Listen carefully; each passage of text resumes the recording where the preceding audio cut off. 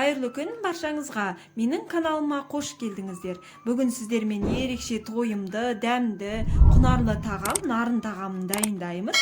Қамыры жабыспай, езілмей, осылай шашырап, әдемі болып тұрудың әдісімен бөлсемін. Видеоны мұқият, асықпай түсіндіремін. Сол себепті маңызды сәттерін жіберіп алмас үшін өткізбей соңына дейін көріңіздер.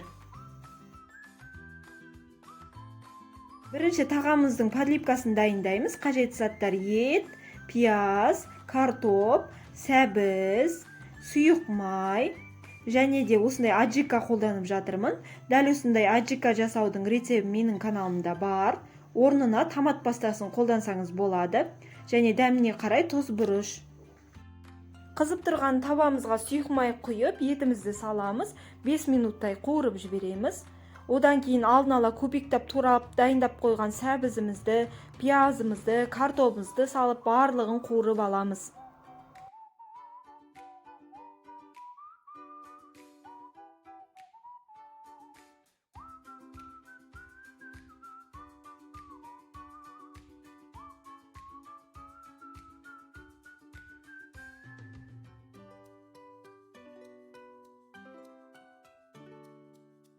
Дәміне қарай тұз, бұрыш сеуіп жібереміз.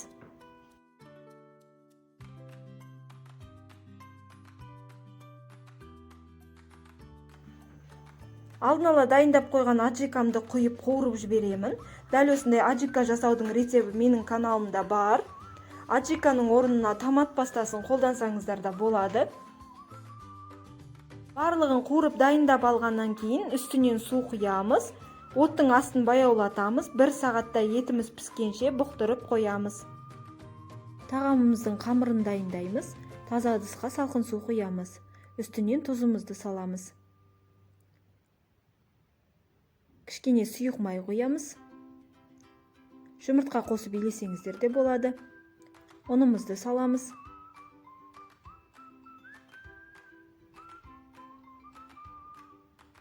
Барлығын салып алып жақсылап қамыр илейміз.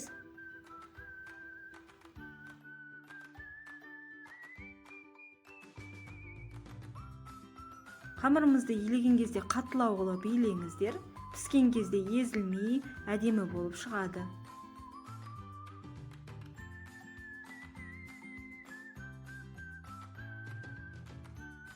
Қамырымыз дайын болды. Енді бетін жауып тынықтыруға қойып қоямыз.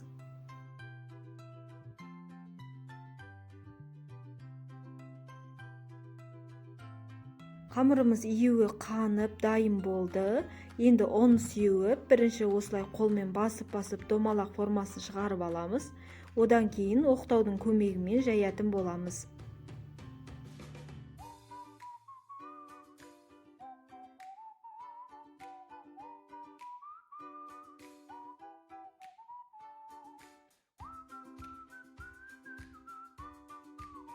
Қамырымыздың қалыңдығын қатты жұқа қылмай, орташа қылып жаямыз.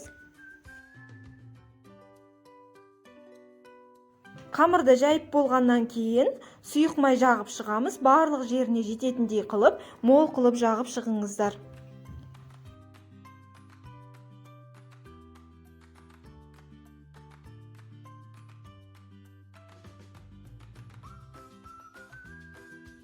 Сұйық майды жағып болғаннан кейін дәл осылай видеода көрсетілгендей рулет қылып орап шығамыз.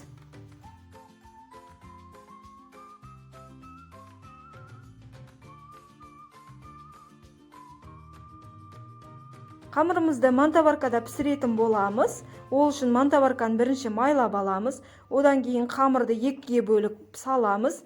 Және де алдын ала суын қайнатып қойдым. 20-30 минуттай пісіріп аламыз.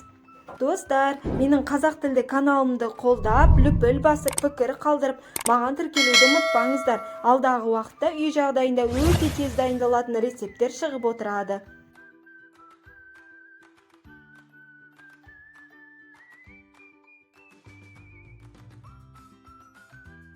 Мінеке, қамырымыз пісіп дайын болды. Кесіп жатырмын. Осылай ұсақтап кесіп аласыздар. Енді көлемін қандай қылып кесу өз еркіңізде.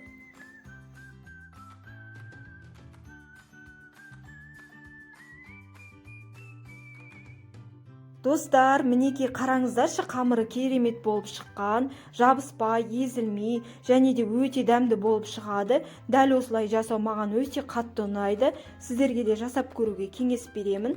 Және де осы қамырды үй жағдайында лағман жасасаңыздар, дәл осылай пісіріп қолдансаңыздар болады. Өте тез дайындалады және дәмді болып шығады. Мінекей біздің өте дәмді, тойымды, құнарлы, нарын тағамымыз дайын болды. Дәл осылай жасау маған өте қатты ұнайды. Сіздерге де жасап көруге кеңес беремін. Видео ұнаса лүпіл басып, пікір қалдырып, маған тіркеліп кетіңіздер. Видеоны соңына дейін тамашалап, менімен бірге болғандарыңызға рахмет.